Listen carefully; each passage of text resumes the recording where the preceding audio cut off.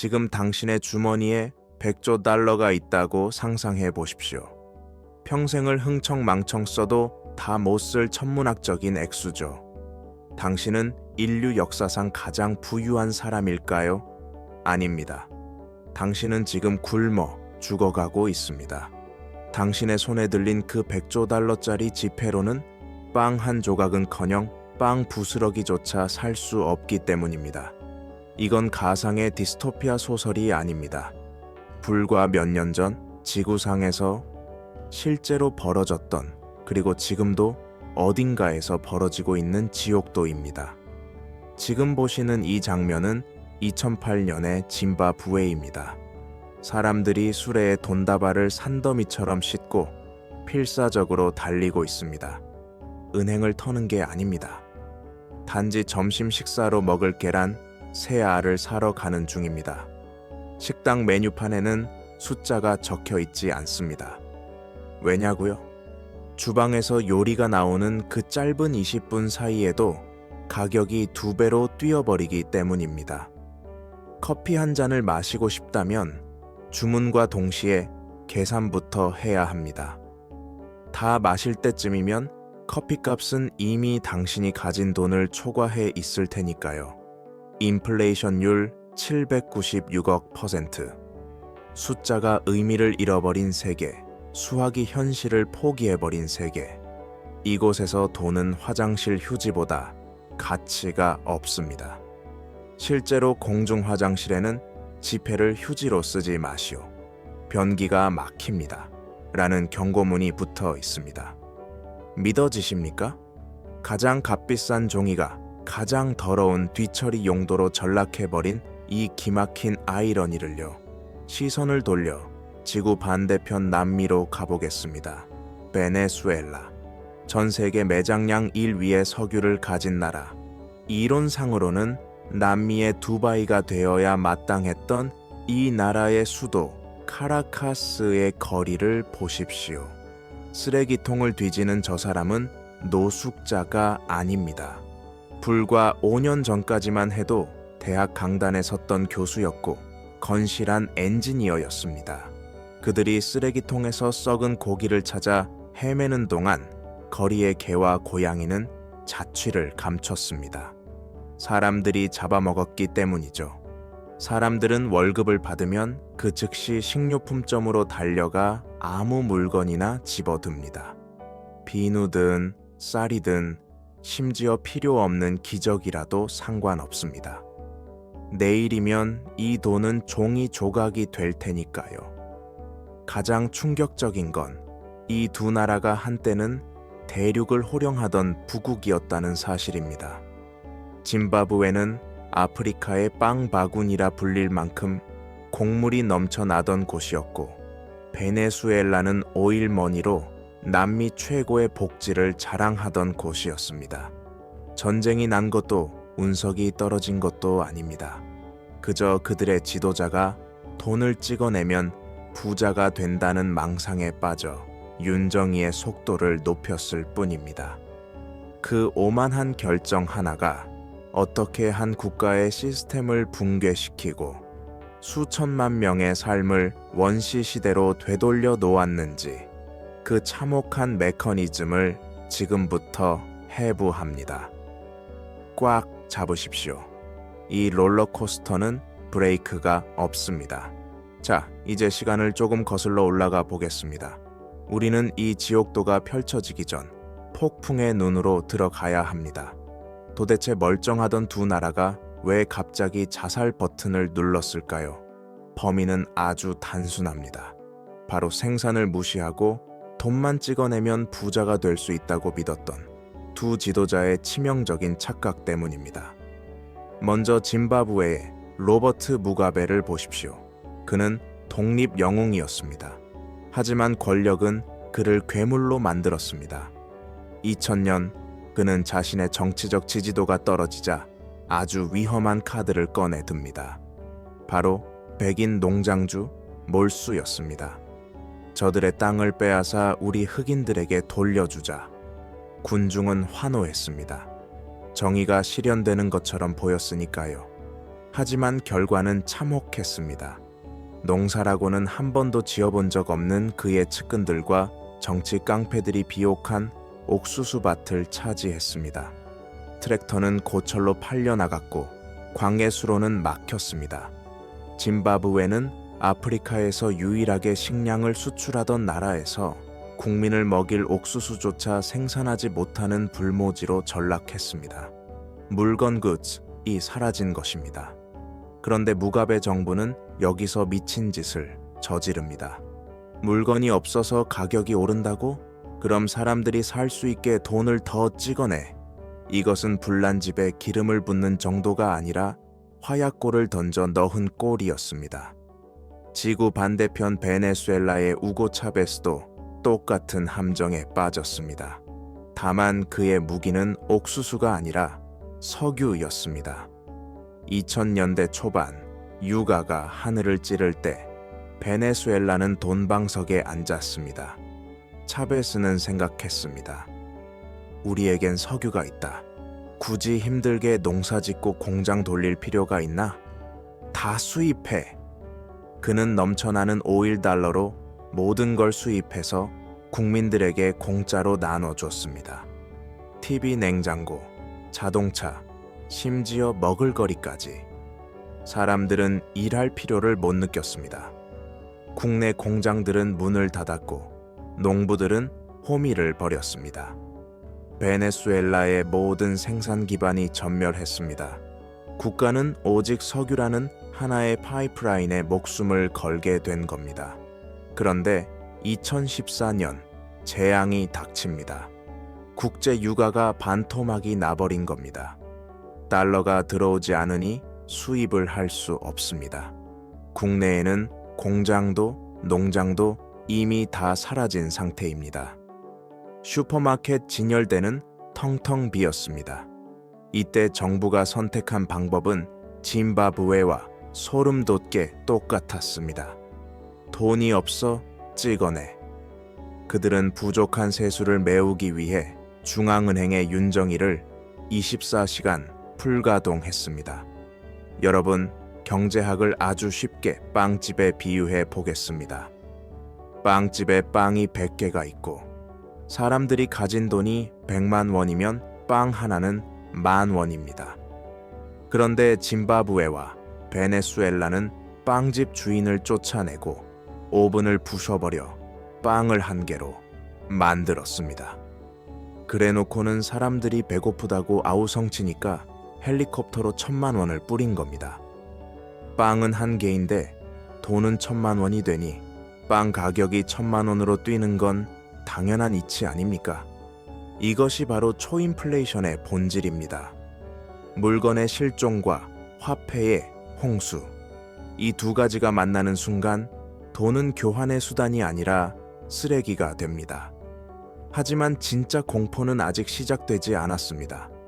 정부가 이 사태를 수습하겠답시고 내놓은 대책들이 오히려 국민들을 벼랑 끝으로 밀어버렸기 때문입니다. 가격 통제, 화폐 개혁, 그리고 국경 폐쇄. 그들이 내놓은 모든 정책은 경제학 교과서를 찢어 발기는 수준이었습니다. 그리고 그 피해는 고스란히 아무것도 모르는 서민들의 몫이었습니다. 다음 파트에서 그 아비규환의 현장을 목격하게 되실 겁니다. 자, 이제 우리는 그 미친 실험의 결과가 폭발하는 순간 아비규환의 현장으로 들어갑니다. 여러분, 지옥은 불타오르는 곳이 아닙니다.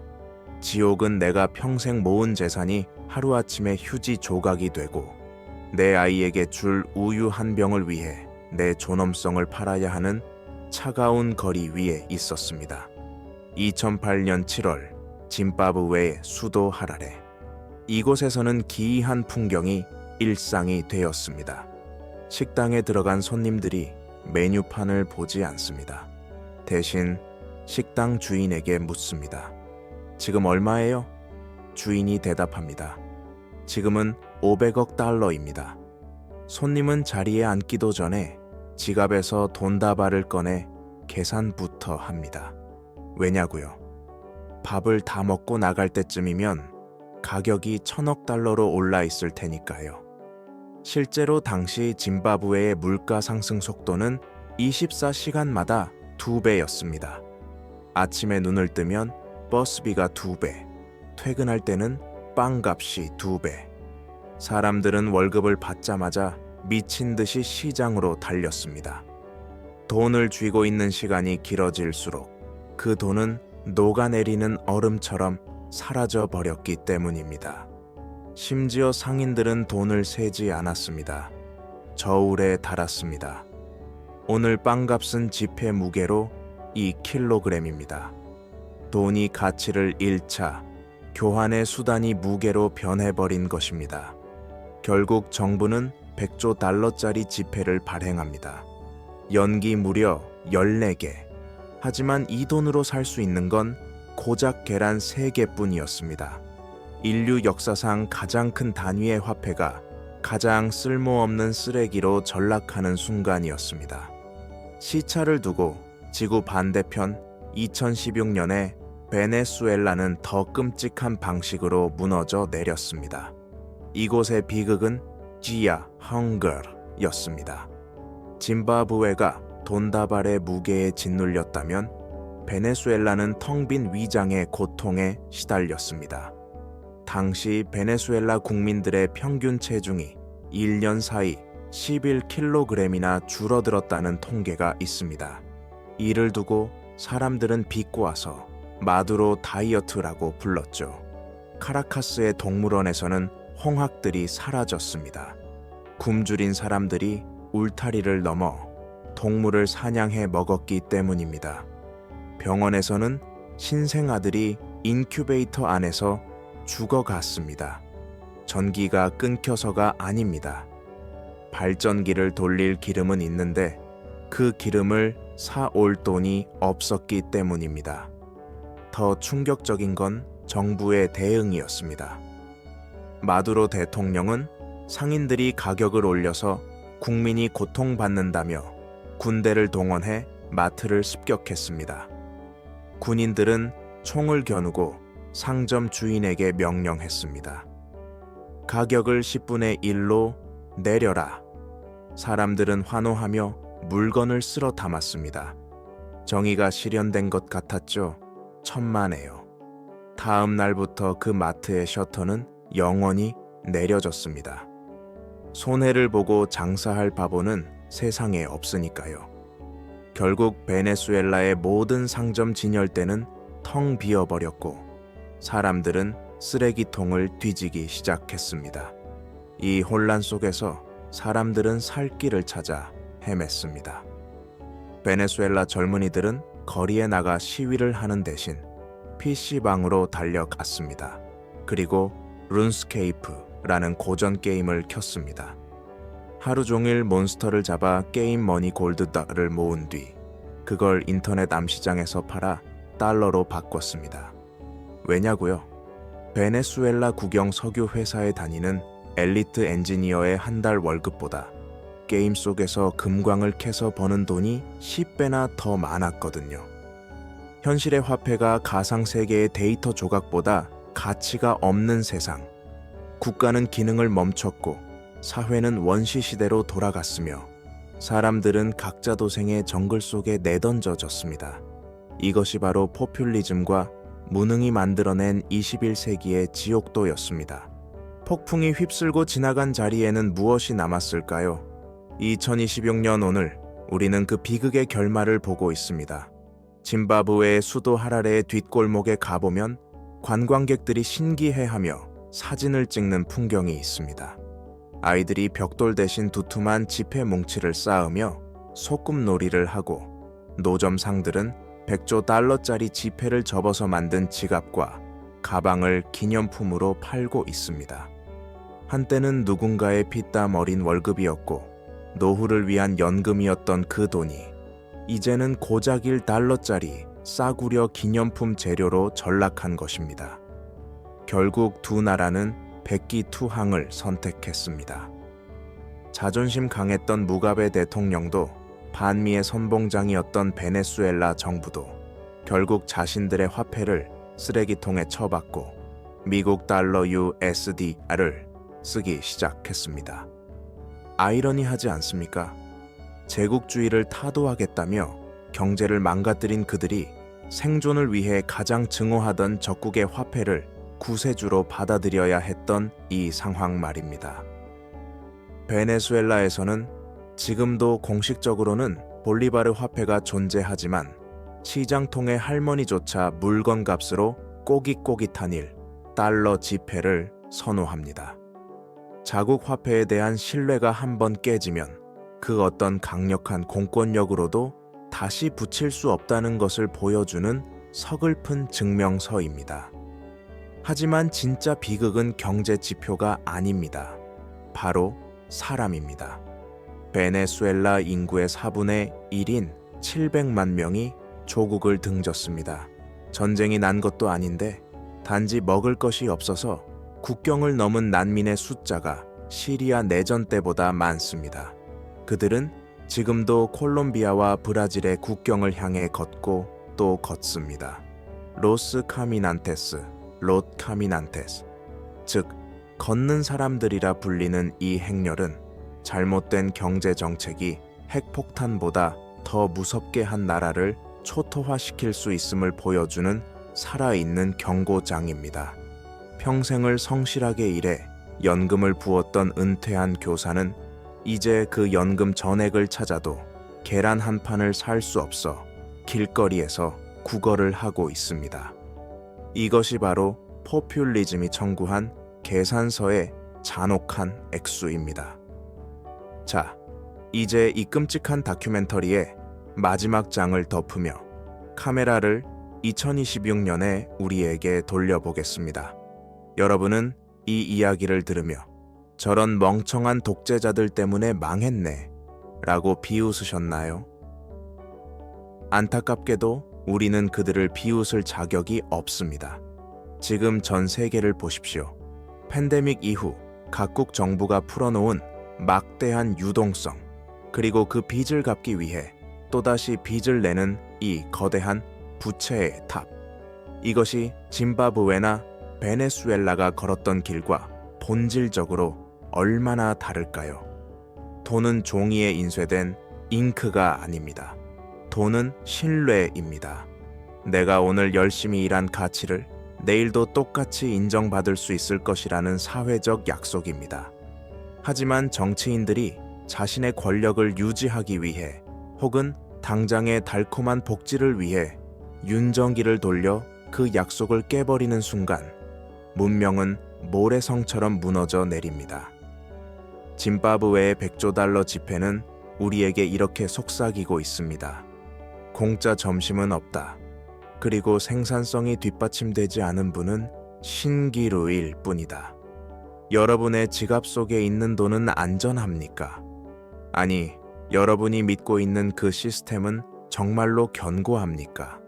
역사는 언제나 같은 패턴으로 반복되지만 인간은 언제나 이번엔 다르다 라고 말하며 같은 실수를 저지릅니다. 짐바브웨와 베네수엘라가 우리에게 남긴 유산은 폐허가 된 도시가 아니라 바로 이 섬뜩한 질문 하나입니다. 당신의 돈을 지키는 것은 정부인가? 아니면 당신의 깨어있는 눈인가?